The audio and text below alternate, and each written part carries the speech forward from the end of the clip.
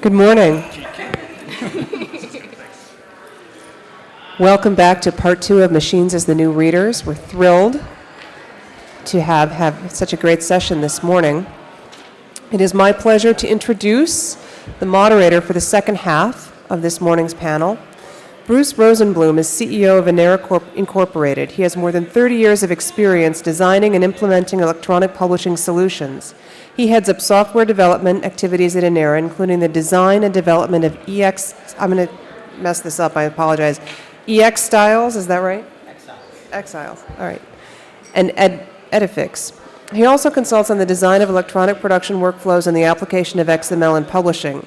Bruce co-authored the JATS NLM DDT suite, is co-chair of the NISO, or is it NISO? Is it NISO or NISO? NISO. I should have checked this ahead of time. Co-chair of the NISO STS working group and developed the Crossref metadata deposit schema.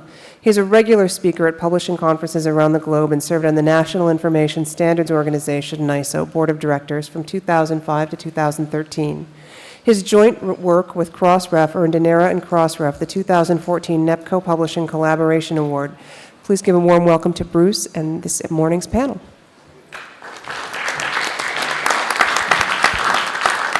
Okay, thank you very much, Elizabeth. We're going to still be following the thread of standards for the second half, but in a little bit different form. And I want to start by asking, how many of you publish content or are at all involved, maybe not as a publisher, but at all involved in the workflow of publication for anything that's funded by US government, European Union, Wellcome Trust?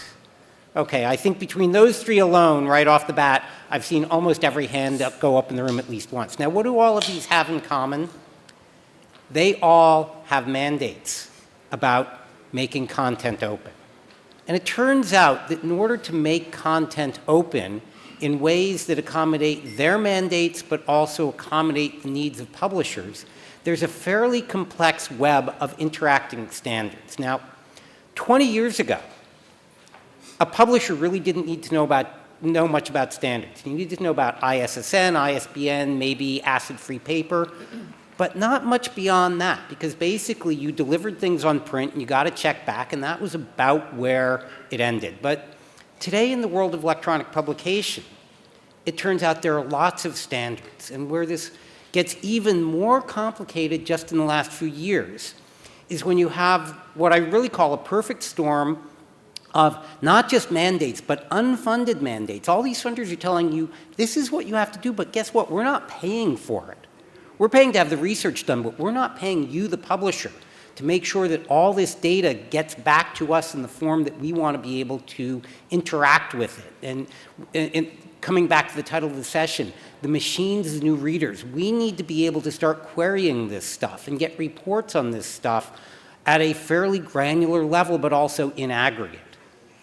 And there's this fairly complex web of standards, and here's the other part of this perfect storm. It's not just an unfunded mandate, but it's an interacting web of standards. So 10 years ago or 15 years ago, when standards really started to hit electronic publication, these were largely standalone standards. So Crossref, when it first got going, yes, it was built on work by the IETF. But people thought of DOI as, great, I deposit some metadata, I'm all done, it's sort of standalone. Well, today you've got DOI and JATS and ORCID and OLI and Open Funder Registry. And if some of these acronyms don't mean a lot to you, they should by the end of the next 75 minutes. And so what we're focusing on is at a first more theoretical level with Alice and Chuck, what's the big picture of how these things come together? And then at a very practical level, if you raised your hand before, you've got to worry about getting this stuff implemented in your workflow. At a very practical level, Rob and Jenny are going to talk about some of the challenges, and I use that word very carefully, that their organizations have had in trying to pull all this together. So that is just sort of a high-level overview of where we're headed in the next few minutes. Our first speaker is Alice Meadows, and she joined ORCID as Director of Communications in May of 2015. She's had a variety of roles before that at Wiley, but she's also active as chair of the Chorus Communications Working Group.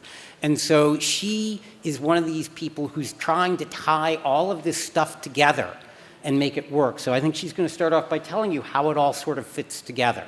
So Alice?